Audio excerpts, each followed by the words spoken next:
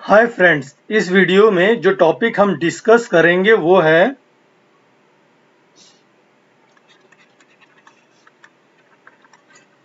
Thermodynamic equilibrium.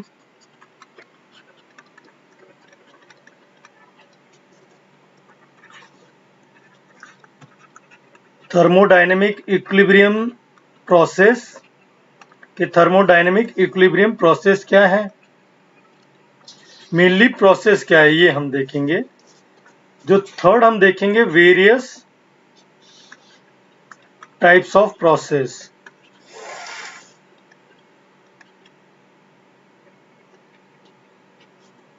उसमें पहला होगा जैसे आइसोथर्मल प्रोसेस क्या है, सेकंड है आइसोबैरिक,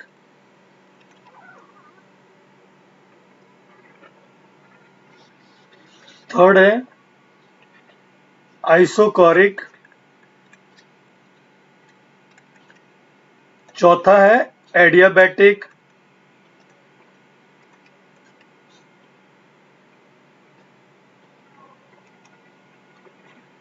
एडियाबैटिक को भी फर्दर दो टाइप में हम पढ़ेंगे, एक है एंडोथर्मिक और एक है exothermic.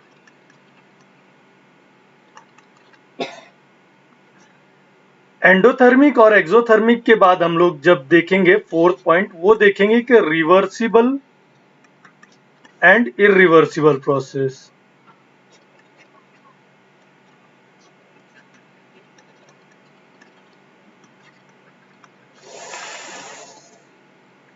So let's start with our topic.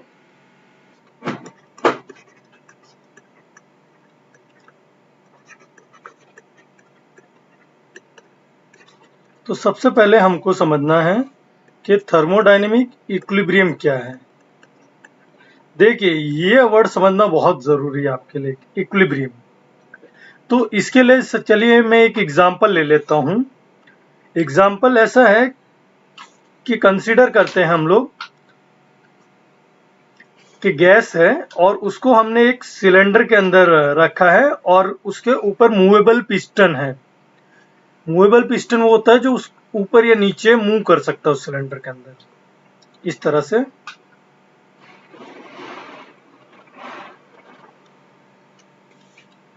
तो ये हमारा सिलेंडर हो गया।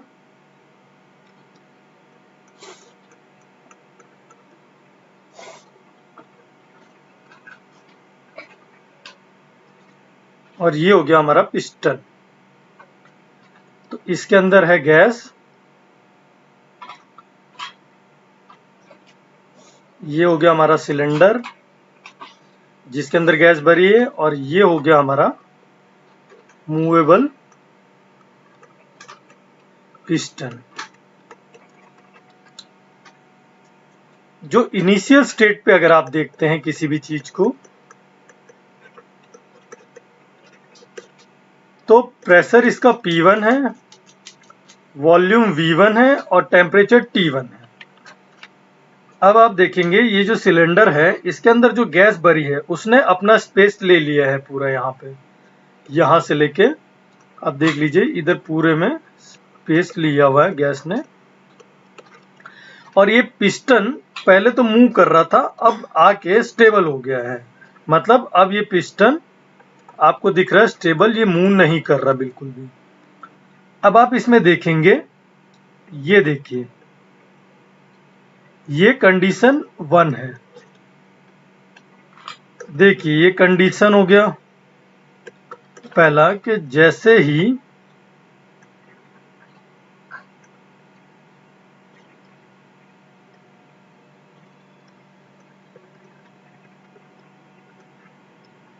आपने बाहर से इस पे प्रेशर डाला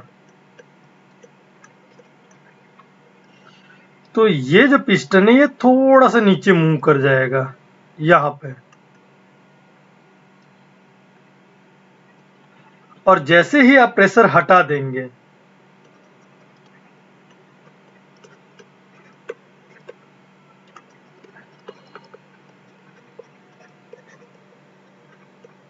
क्या होगा, वापस ये पिस्टन ऊपर जाएगा और लास्ट में ये वापस इसी कंडीशन में आ जाएगा।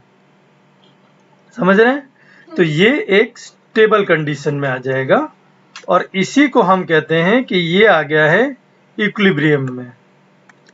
यानी कि एक्सटर्नल प्रेशर अप्लाई ना किया जाए ये वाला, तो ये एक फिक्स पोजीशन में आ जाएगा जहां पे ये जो पिस्टन पे बाहर का जो प्रेशर लग रहा है इस पिस्टन में और ये जो गैस जो प्रेशर डाल रही है दोनों इक्वल हो जाता है, तो वहां पे मूव करना बंद कर देता है ये।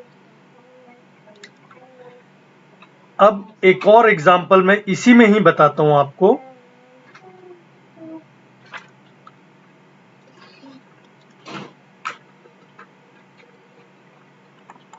अब देखिए दूसरा कंडीशन बता रहा हूं आपको मैं। अगर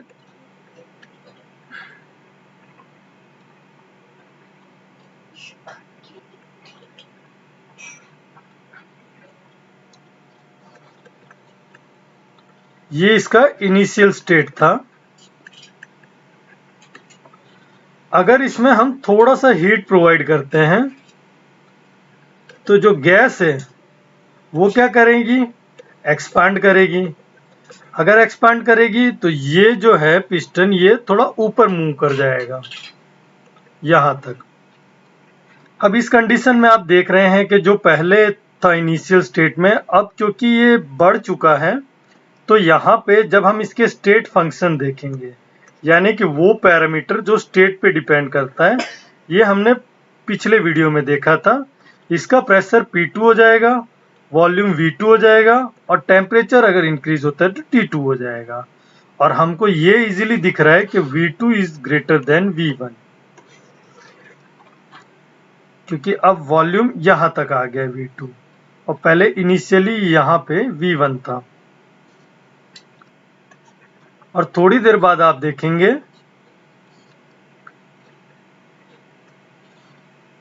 ये वाले एंड पे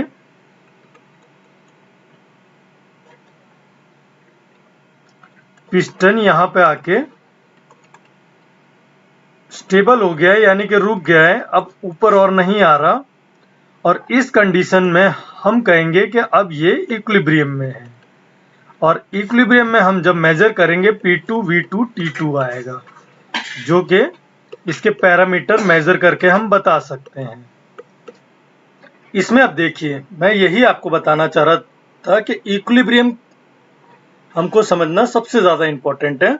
और वो ये कह रहा है कि जैसे इस केस में हमने क्या किया, एक एक्सटर्नल प्रेशर अप्लाई किया और जैसे ही उस एक्सटर्नल प्रेशर को हटाया हमने, वापस ये इसी स्टेट पे आ गया। तो इसका मतलब ये इसकी इक्विलिब्रियम स्टेट थी।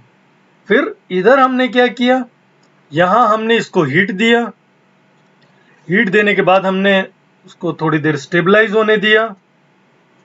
स्टेबलाइज होने के बाद वो एक ऐसे कंडीशन में हमको दिखा या ऐसे स्टेट में दिख रहा था जहां अब वो फर्दर ऊपर नीचे नहीं जा रहा था। तो ये हमारा दूसरा इक्विलिब्रियम स्टेज हो गया था।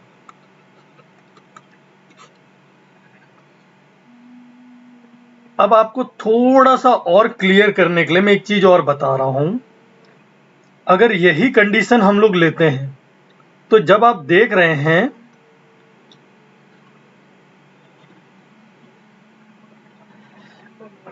हम एक फिक्स प्रेशर अप्लाई कर रहे हैं और उस प्रेशर के बाद ये यहां आके रुक जा रहा है उतने ही प्रेशर में। पहले वो थोड़ा नीचे भी जा सकता है, फिर ऊपर भी आ सकता है, बट यहां आके वो फिक्स रुक रहा है। तो जब हम स्टडी करेंगे इस पॉइंट पे तो हम देखेंगे P3 V3 और टेम्परेचर T3 होगा। तो इस कंडीशन को भी हम लोग स्टडीज कर सकते हैं। चलिए ये तो हम लोगों ने समझा कि थर्मोडायनेमिक इक्विलिब्रियम क्या है। अब अगर एक डेफिनेशन लिखनी पड़े,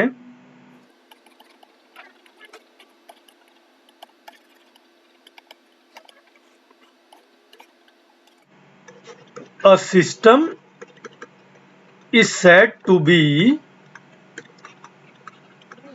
in thermodynamic equilibrium when its state function does not vary with time, when its state function, यानी कि इसका जो हमने प्रेशर, वॉल्यूम, टेम्परेचर ये तीनों देखा था, ये do not very with time, यानी कि ये क्या रहेगा आप देखेंगे तो स्टेबल। उस कंडीशन में ये वेरी नहीं करेगा, तब हम उसको कहेंगे कि ये थर्मोडायनेमिक इक्विलिब्रियम में है। अब हम लोग नेक्स्ट देखेंगे वो है थर्मोडायनेमिक इक्विलिब्रियम प्रोसेस। तो अगर इसकी आपको डेफिनेशन बोलनी पड़े कि भाई क्या है, तो a transition from one equilibrium state to another, transition from one equilibrium state to another equilibrium state, माने कि अब वापस हम एक बार बैक में जाते हैं। ये देखिए, ये जो स्टार्टिंग में हमने देखा था ये वाली कंडीशन था, ये एक इक्विलिब्रियम स्टेट था और ये दूसरा इक्विलिब्रियम स्टेट है। तो हम ये कहते हैं कि इस स्टेट से इस स्टेट में पहुंचने को हम लोग कहेंगे प्रोसेस, यानी कि थर्मोडायनेमिक इक्विलिब्रियम प्रोसेस हुआ है इक्विलिब्रियम स्टेट 1 से इक्विलिब्रियम स्टेट बी में जाने के लिए। तो आपको समझ में आ गया होगा। अब ये भी डिफरेंट टाइप से किया जा सकता है। तो जो हमारा पहला प्रोसेस है वो है आइसोथर्मल। तो आइसोथर्मल वो प्रोसेस है जिसमें टेम्परेचर जो सिस्टम का रहता है वो रिमेन कांस्टेंट रहता है, यानी कि जब आप एक स्टेट से, एक इक्विलिब्रियम स्टेट से दूसरे इक्विलिब्रियम स्टेट पे किसी भी थर्मोडायनेमिक इक्विलिब्रियम प्रोसेस को चला रहे हैं और उसके अंदर अगर टेम्परेचर जो है रिमेन कांस्टेंट, यानी कि टेम्परेचर चेंज नहीं होता है, तो उसको हम आइसोथर्मल प्रोसेस कहते हैं।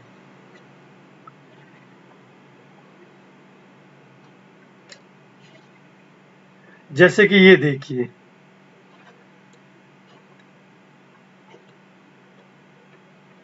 ये गैस हुआ और ये उस पे पिस्टन लगा हुआ है। अब यहाँ पे हम ये मानते हैं कि ये सिस्टम था जिसमें P1 था pressure, V1 volume, T1 temperature था और ये एक इक्विलिब्रियम कंडीशन में था। अब हम इसको क्या कर रहे हैं, इस पे हमने बाहर से प्रेशर अप्लाइड किया, एक्सटर्नल प्रेशर। इस कंडीशन में इसका कंप्रेशन हो गया, तो जो इसके अंदर P2 था वो चेंज है, वॉल्यूम कम हो गया, V2 हो गया, लेकिन इसमें जो टेम्परेचर T1 था वो दोनों में कांस्टेंट रहेगा। अगर यहाँ 27 डिग्री सेल्सियस था तो यहाँ भी 27 डिग्री सेल्सियस रहना चाहिए। तो जो चेंज आया वो प्रेशर वॉल्यूम में चेंज है, सिर्फ टेम्परेचर कांस्टेंट रहता है। ऐसे प्रोसेस को हम आइसोथर्मल प्रोसेस कहते हैं। अब इसी के अंदर एक और पॉइंट देखिए, क्योंकि इधर टेम्परेचर कांस्टेंट रहता है यानी कि T2 माइनस T1 0 होता है, तो चेंज इन इंटरनल एनर्जी भी कांस्टेंट रहती है, चेंज नहीं होती है। सो फर्स्ट पॉइंट जो हमने समझा है वो ये है कि इसमें टेम्परेचर कांस्टेंट रहता है, इसका एग्जांपल देखा। सेकंड चीज है कि चेंज इन इंटरनल एनर्जी वो भी 0 दिखी आपको, चेंज नहीं हुई है। क्योंकि इसमें तीसरा एक पॉइंट और मैं आपको बताऊंगा कि हीट इसमें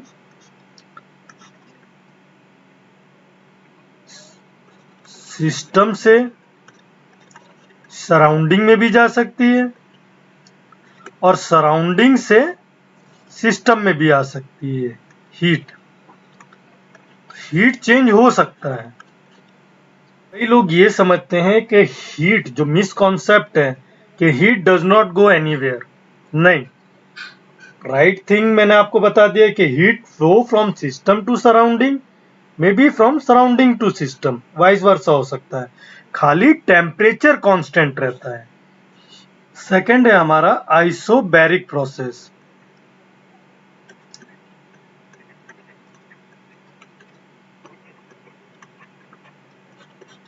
आइसोबैरिक प्रोसेस वो प्रोसेस है जिसके अंदर प्रेशर कांस्टेंट रहता है, मींस प्रेशर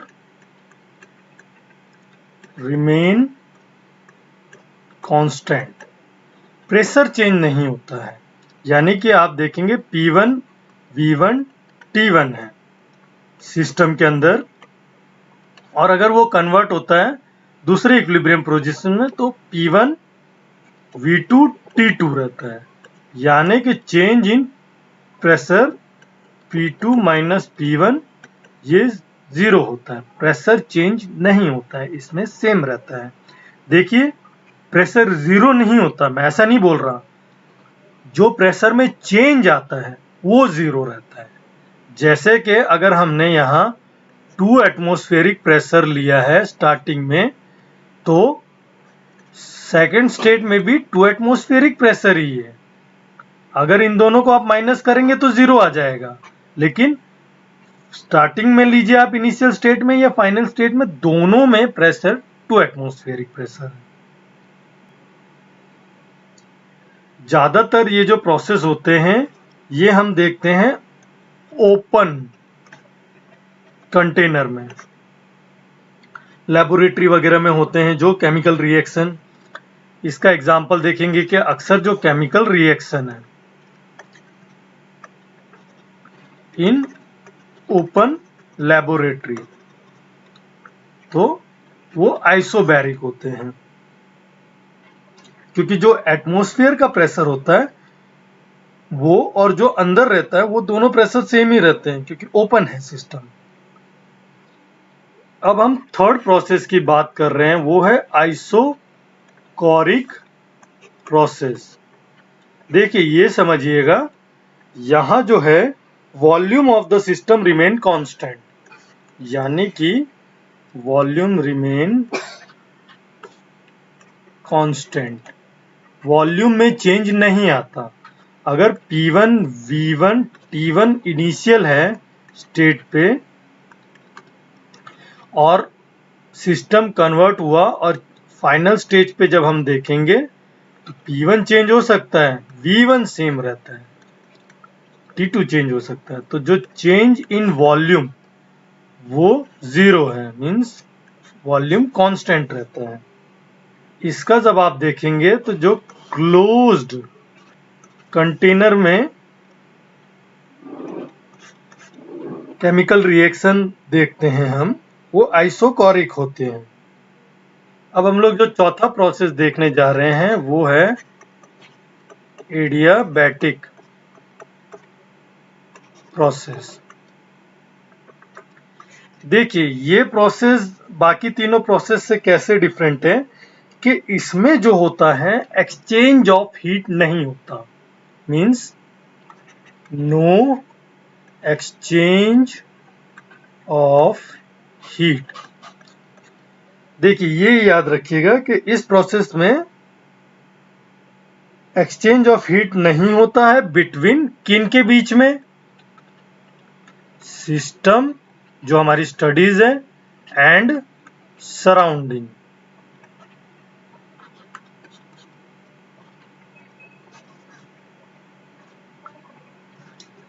सो हम यहां कह सकते हैं जो Q है वो 0 है, यानी कि कोई भी हीट ना तो फ्लो हुई अंदर ना उसके बाहर गई। ठीक है,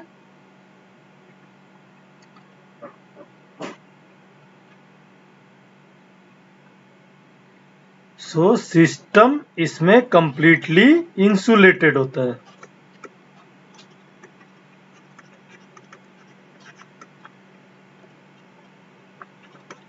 ये याद रखिएगा, हमने जब सिस्टम पढ़ा था डिफरेंट टाइप ऑफ, तो उसमें हमने कहा था एक ओपन है, एक क्लोज्ड है, एक इंसुलेटेड है। तो ये तीसरे वाले सिस्टम पे है। अब इस एडियाबैटिक प्रोसेस को फर्दर हम ऐसे समझेंगे कि इसके भी दो टाइप होते हैं। एडियाबैटिक प्रोसेस में हीट एक्सचेंज नहीं हो रहा, no heat exchange between system and surrounding. तो ये तो क्लियर है हमारा कॉन्सेप्ट, लेकिन इसमें जो समझने वाली चीज ये है कि या तो ये एक्सोथर्मिक होगा,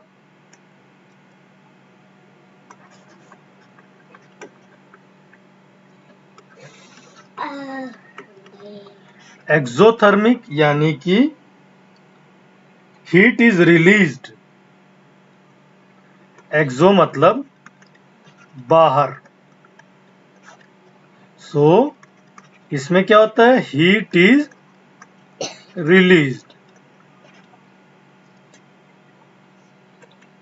और सेकंड होगा या तो एंडोथर्मिक होगा। एंडो का मतलब है अंदर, यानी हीट इज एब्जॉर्ब।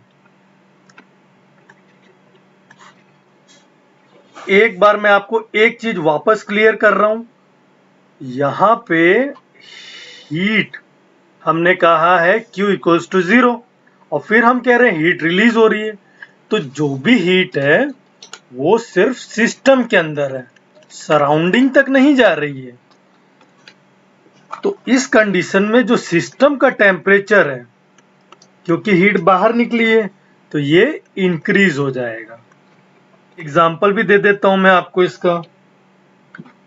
सल्फर के साथ जब ऑक्सीजन की रिएक्शन करते हैं, SO2 बनता है, और इसमें जो हीट रिलीज होता है वो 297 किलो जूल।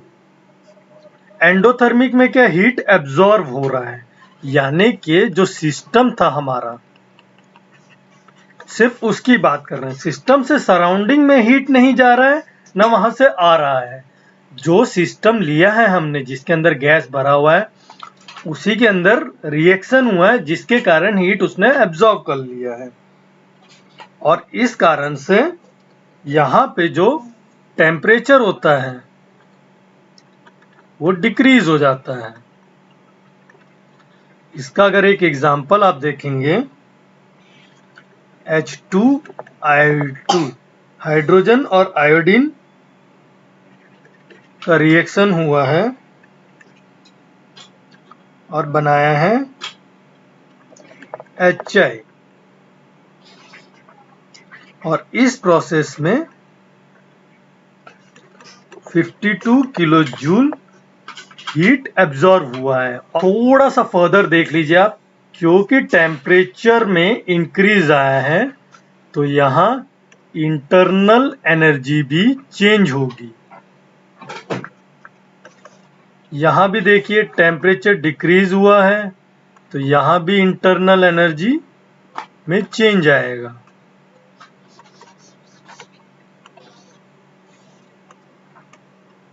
एडियाबैटिक प्रोसेस में तो हम एक क्वेश्चन देख लेते हैं, डिफरेंस बिटवीन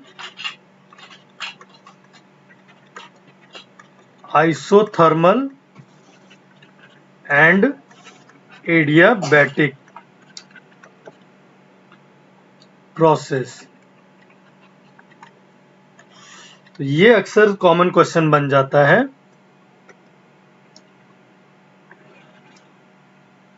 तो ये हो गया हमारा आइसोथर्मल, और इधर हमने ले लिया adiabatic process.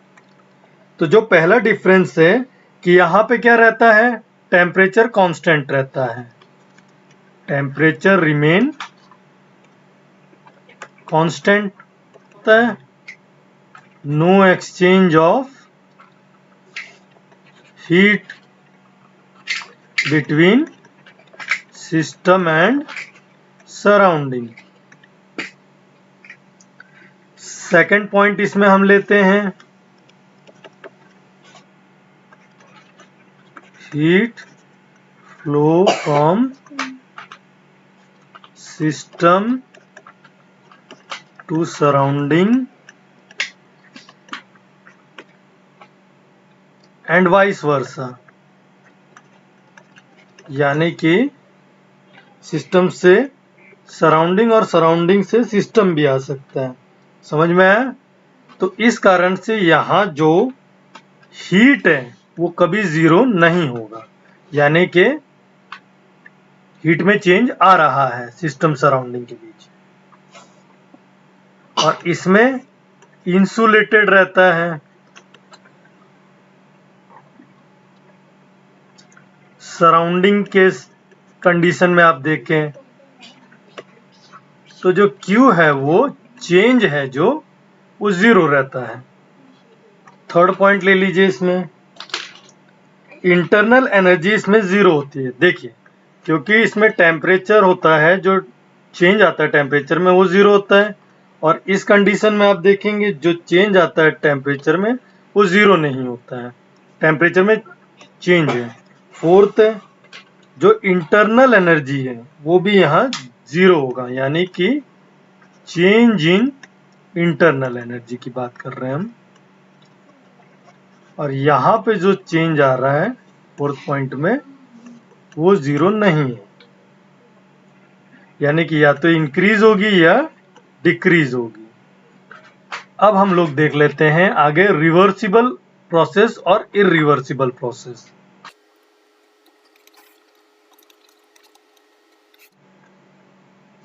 And irreversible process.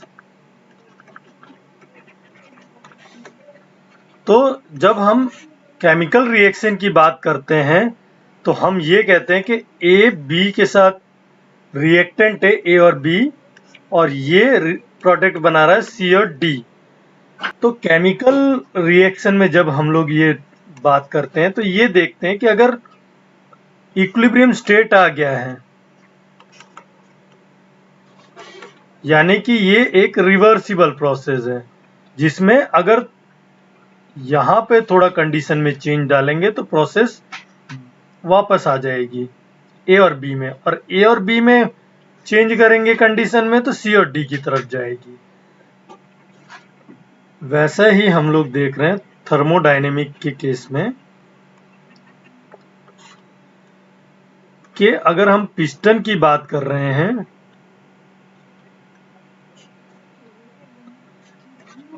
कि जैसे ही हम लोग इसमें थोड़ा सा चेंज ला रहे हैं प्रेशर में या किसी में भी, तो उसके कारण थोड़ा सा ये नीचे जा रहा है, जैसे ही प्रेशर हटा रहे हैं वापस ऊपर आ रहा है। ये देखा कि जो दो टाइप से आप प्रेशर या फोर्स देख रहे हैं, एक है ड्राइविंग फोर्स जो नीचे हम ले जाने की कोशिश कर रहे हैं, और दूसरा है अपोजिंग फोर्स जो उसको अपोज कर रहा है नीचे लाने का। इन दोनों के बीच का जो डिफरेंस है वो बहुत कम रहता है, यानी कि जैसे ही थोड़ा सा नीचे आएगा वापस अपोजिंग फोर्स उसको ऊपर ले जाएगा।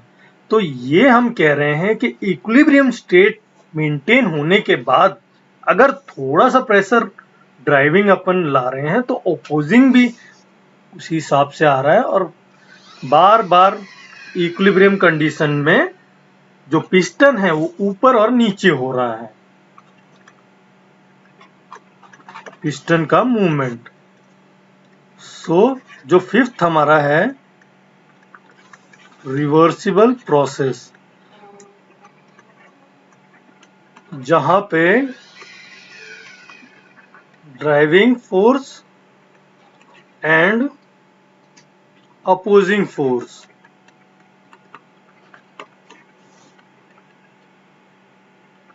का डिफरेंस बहुत ही स्मॉल होता है, very small, can be reversed in any direction.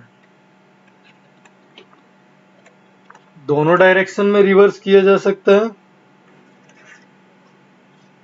Have many steps, इसमें बहुत सारे स्टेप्स भी आप यूज कर सकते हैं, स्मॉल स्मॉल स्टेप्स। और चौथा है attain mechanical equilibrium with surrounding, surrounding के साथ ये इक्विलिब्रियम अटेंड कर लेता है।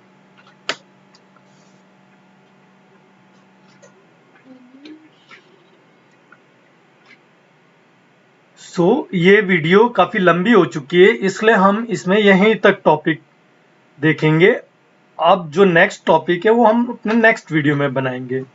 Thank you for watching, please like and subscribe.